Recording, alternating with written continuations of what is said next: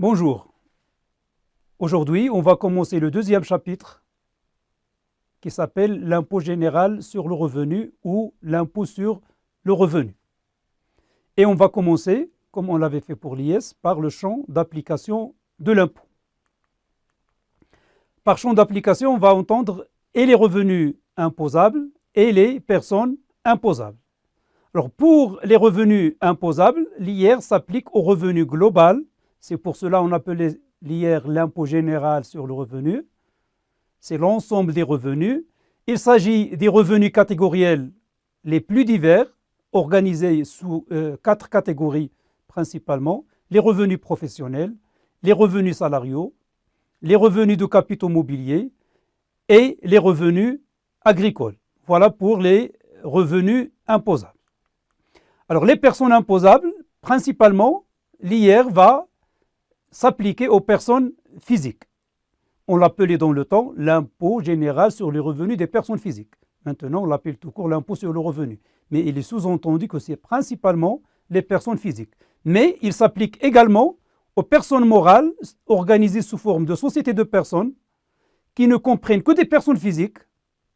C'est une condition importante. Si une société de personnes comprend parmi ses associés une personne morale, ça va être automatiquement l'IS. Donc, les sociétés de personnes qui ne comprennent que des personnes physiques sont assujetties à l'IR s'ils n'optent pas expressément pour l'impôt sur les sociétés. Exemple de sociétés de fait, de sociétés de personnes, les sociétés en nom collectif, les sociétés en commandite simple et aussi les sociétés de fait. La territorialité de l'impôt. Alors, l'imposition du revenu global obéit à un double critère. D'abord, le critère de la résidence et ensuite le critère de la source du revenu. L'applicabilité de ces critères peut être résumée dans le tableau suivant qu'on peut lire de deux manières. Premièrement, si on voit la deuxième colonne, on peut le lire à partir de la deuxième colonne et on va dire, pour une personne résidente, il va payer les impôts sur les revenus de source marocaine et de source étrangère. Alors qu'une personne ne résidente pas au Maroc, il ne va payer l'impôt que sur la source de revenus marocaine.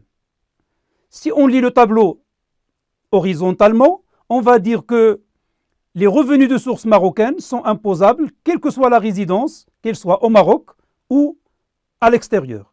Et les revenus de source étrangère ne sont imposables que si la personne réside au Maroc. Bien sûr, si la personne ne réside pas au Maroc et a des revenus de source étrangère, il ne va pas payer des impôts au Maroc.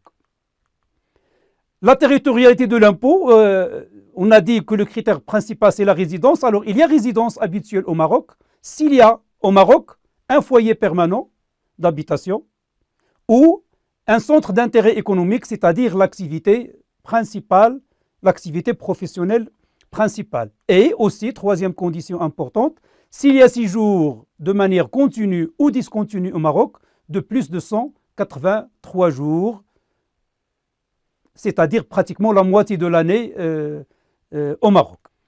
Voilà pour le champ d'application de l'impôt sur le revenu. Dans la vidéo suivante, on va voir la modalité de l'imposition à l'impôt sur le revenu.